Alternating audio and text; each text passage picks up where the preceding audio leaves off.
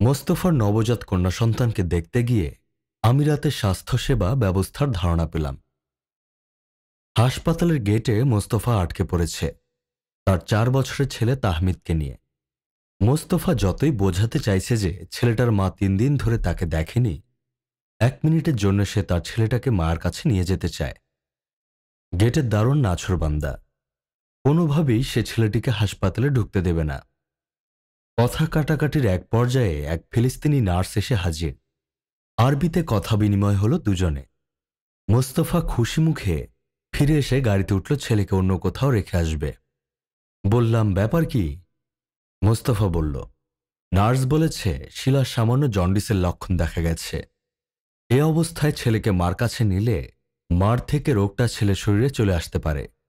সেজন্য মার বিপদ না কাটা পর্যন্ত ছেলেকে নেওয়া যাবে না। আমিরাতের স্বাস্থ্য ব্যবস্থা নিয়ে সবাই খুব খুশি। আমিরাতের নাগরিকদের জন্য সব ধরনের চিকিৎসা, ওষুধ সম্পূর্ণ ফ্রি। বিদেশিদের জন্য রয়েছে হেলথ কার্ডের ব্যবস্থা। মোস্তফার একটা মেয়ে হয়েছে 2 দিন আগে আলাইন হাসপাতালে। জন্মের 2য় দিনেও মার কাছে বাচ্চাকে দেয়া হলো না। ডাক্তার বললেন, এই সময়ে বাচ্চাটি যে পরিমাণ ওজন নিয়ে পৃথিবীতে আসার কথা তার চেয়ে ওজন খানিকটা কম। ওজন না বাড়া পর্যন্ত তাকে মার কাছে দেয়া হবে না। মোস্তফার অবশ্য এ নিয়ে দুশ্চিন্তা নেই। আমিরাতের চিকিৎসা ব্যবস্থার উপর এখানকার সকল বৈধ অভিবাসী খুব সন্তুষ্ট।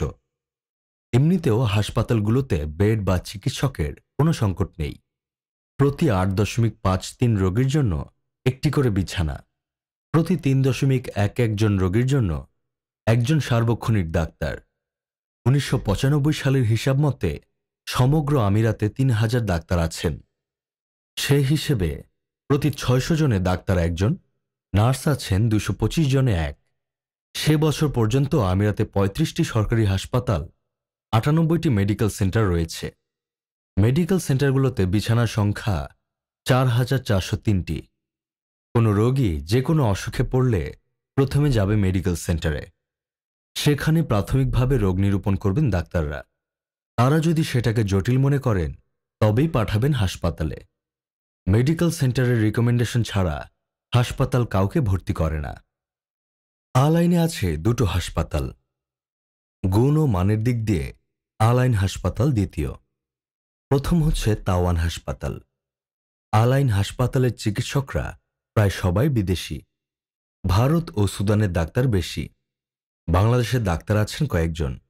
এদের মধ্যে doctor Mezbah, doctor Sultana, doctor Yakub, doctor Aziz ও তার স্ত্রী ডাক্তার দিলরুবা এবং ডাক্তার শহীদুল প্রমুখ। বাংলাদেশি ডাক্তারদের বেশ সুনাম ওখানে, বিশেষ করে বাংলাদেশি প্রবাসীদের কাছে। হাসপাতালে বাঙালি ভর্তি হলে নিজের দায়িত্ব না পড়লেও এসে তদারকি করেন অনেকেই। ডাক্তারদের মধ্যে আমিরাতের কোনো নাগরিককে চোখে পড়ল না। অবশ্য পড়বেই বা কি করে। 1995 সালে আলাইন মেডিকেল স্কুল থেকে আমিরাতের প্রথম গ্র্যাজুয়েট ডাক্তার বেরিয়েছেন 32 জন। এদের মধ্যে 22 জনই মহিলা, 10 জন পুরুষ মাত্র। এখানেও মহিলা ডাক্তার পুরুষের দ্বিগুণ। শিলাকে দেখতে গেলাম আমরা 3 জন, মোস্তফা, ছানু আর আমি। 4 বিছানার একটা কামরা। এই হাসপাতালে এটাই নিয়ম। কোনো সিঙ্গেল বেডের ঘর নেই, 4 জনের বেশিও নেই। প্রত্যেকের বিছানাকে পর্দা দিয়ে আলাদা করা যায়, আবার পর্দা সরিয়ে একও করা যায়। শিলাকে মনমরা দেখালো। 2 দিন হলো মেয়েটা জন্মেছে, ভালো করে দেখতেও দেয় না নার্সেরা।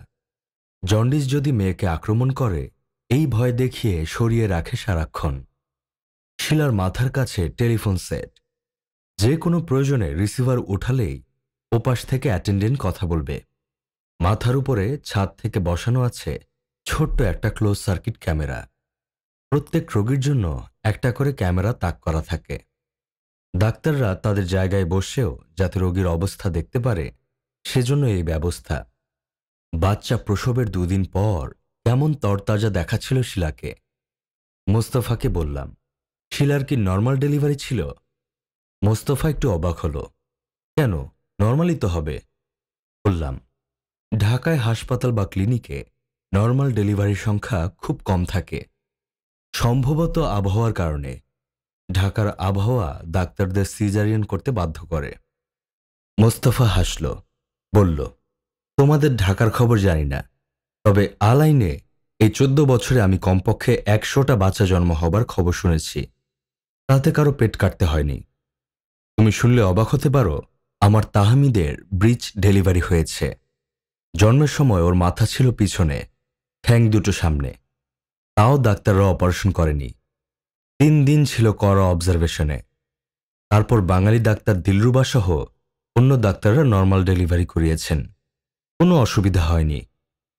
শিলার ঘরে অপর 3 রোগী 3 দেশি, একজন মিশরি, একজন ফিলিস্তিনি, অপরজন পাকিস্তানি। তাদের 3 জনেরই বাচ্চা হবে।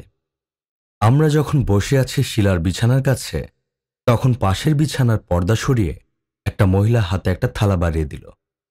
ছানু কথা বলল আরবিতে। ওই মহিলা মিশরি। আমার দিকে তাকিয়ে ছানু বলল, মহিলা আমাদের জন্য এই খাবার দিয়েছেন। এটা তাদের দেশীয় পিঠা। দেখি আমাদের চিতই পিঠার মতো এক ধরনের পিঠা জাতীয় জিনিস দেয়া আছে খুব পরিচ্ছন্ন একটি থালায়। এর সাথে এক ধরনের মিষ্টি সস। শিলার জন্য খাবার এসেছে, হাসপাতালের খাবার। বাসমতি চালের ভাত, মুরগির রোস্ট, 2টা ব্রেড, 1 বাটি দই, কলা, 1 প্যাকেট জুস এবং 1 বাটি সবজি। এসব খাবারে শিলার রুচি নেই।